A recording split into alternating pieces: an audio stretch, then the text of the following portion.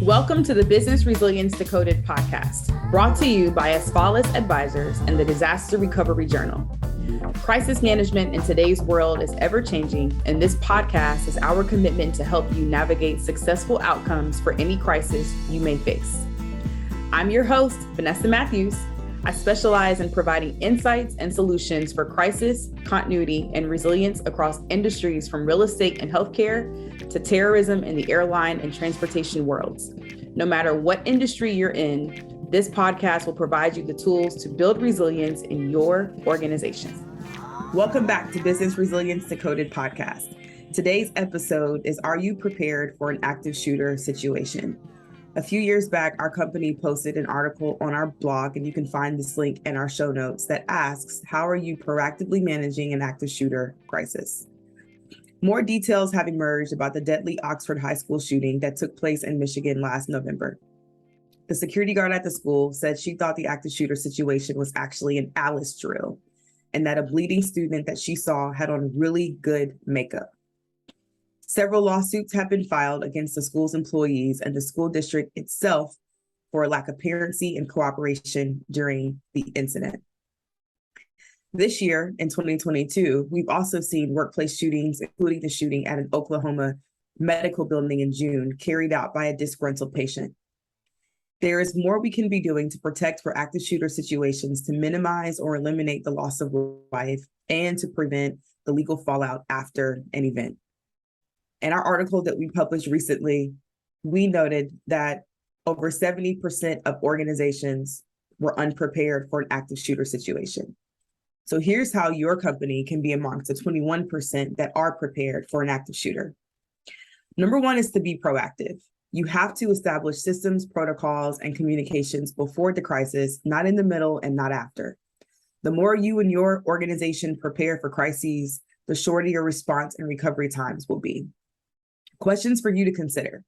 Do you have clearly defined exit routes for employees and customers?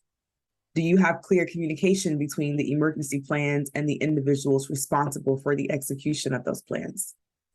And do your employees have locks on their doors internally, depending on how your company is structured, that can help secure them in their offices if they're unable to evacuate? Fusion Risk Management is your North Star for operational resilience.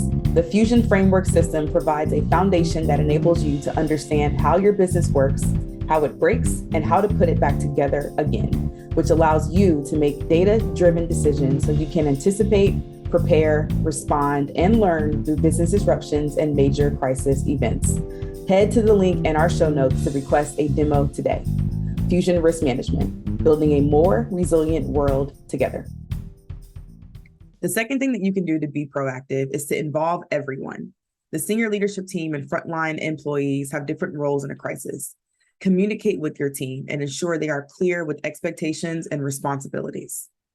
Include your security personnel. Just because they're in security doesn't mean that they won't have a good or challenging response in the event that you have an active shooter at work.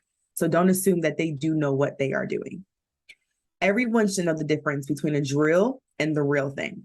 Shootings are so common that there's a lot of trauma that can arise even from a drill. So be as transparent as possible.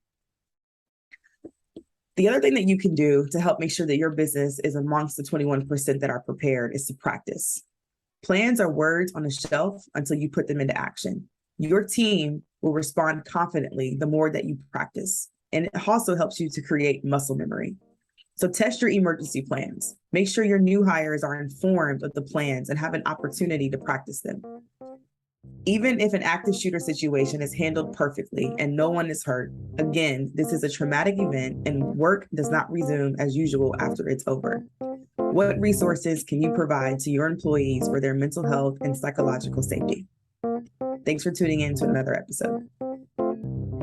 Thank you for listening to the Business Resilience Decoded podcast, brought to you by Asfalis Advisors and Disaster Recovery Journal.